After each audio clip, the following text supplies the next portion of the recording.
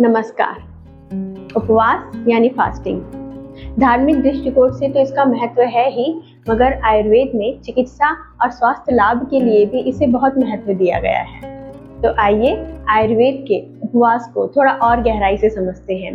तो आज इस वीडियो में हम जानेंगे कि उपवास करने का सही तरीका क्या है, सही तरीके से किए गए उपवास के लक्षण क्या है, जरूरत से ज्यादा उपवास अगर हो गया है तो उसके क्या लक्षण हैं, किसे उपवास नहीं करना चाहिए और उपवास से स्वास्थ्य लाभ कैसे होता है।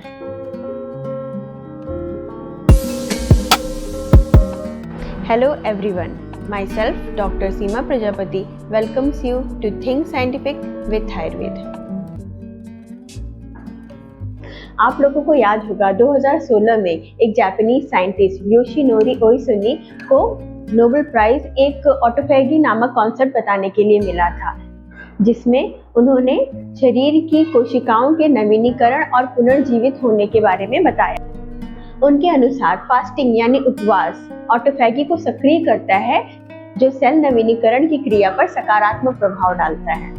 तो लीजिए, मॉडर्न साइंस ने भी उपवास के फायदे को स्वीकारा है। अब देखते हैं कि आयुर्वेद के अनुसार उपवास करने का सही तरीका क्या है। उपवास आखिरी किए गए आहार से नहीं, बल्कि उस आहार के पाचन हो जाने के बाद से शुरू होता है।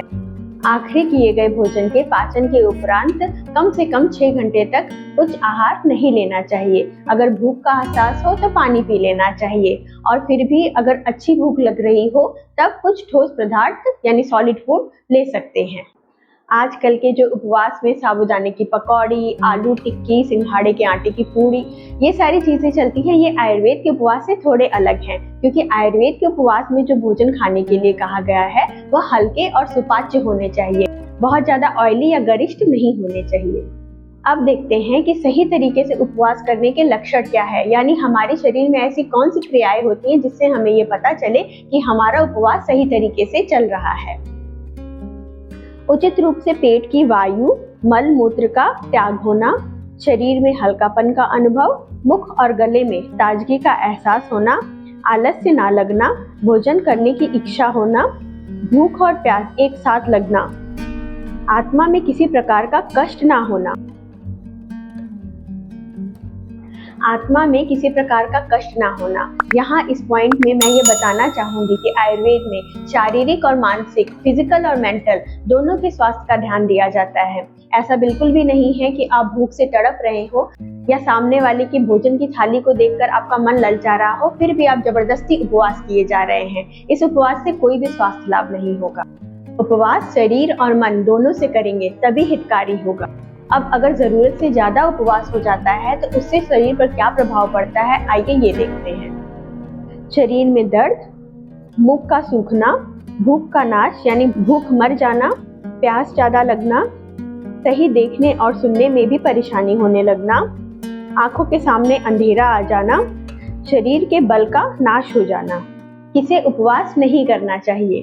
शारीरिक रूप से जो कमजोर होते हैं उन्हें उपवास बिल्कुल नहीं करना चाहिए। बुजुर्ग और बच्चों को भी उपवास नहीं करना चाहिए, गर्भवती महिलाओं को भी। अब उपवास द्वारा स्वास्थ्य लाभ कैसे होता है ये जानते हैं।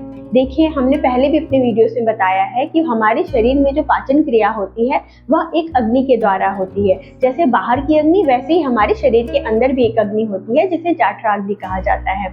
अब आप ये समझिए कि अग्नि जल रही है और उसके ऊपर आप खूब ढेर सारी लकड़ी रख देंगे तो क्या हो, अग्नि बुझने लगेगी और कुछ जला भी नहीं पाएगी। इसी तरह हमारे दैनिक गतिविधियों में हम रोज खूब भोजन कर लेते हैं, बिना भूख के भोजन कर लेते हैं, बिना अपनी अग्नि का ध्यान दिए। नतीजा ये होता है कि वह अग्नि भी बुझने लगती है। जब हम उपवास करते हैं तो ऊपर से कुछ एक्स्ट्रा भोजन नहीं डालते, जिसके कारण अग्नि को मौका मिलता है शरीर में जमा हुए टॉक्सिन्स की सफाई करने का, जिसके कारण मेटाबॉलिक डिसऑर्डर, जो शरीर में टॉक्सिन्स जमा होने की वजह से होते हैं, उसमें आराम मिलता है। उपवास का विभिन्न रोगों में चिकित्सा के रूप में भी प्रयोग होता है, जैसे कि vomiting, diarrhoea, obesity, heart disorder, skin disorder आदि। तो अब आगे से अगर आप उपवास करते हैं तो ये जरूर ध्यान दीजिएगा कि उपवास हमारे शारीरिक और मानसिक दोनों के स्वास्थ्य के लिए अच्छा है, और मन से और शरीर से दोनों से उपवास करने की कोशिश करिएगा। आई होप आपको ये वीडियो पसंद आई हो। कृपया लाइक, शेयर और सब्सक्राइब जरूर कर दीजिए। Have a happy and healthy life. धन्यवाद।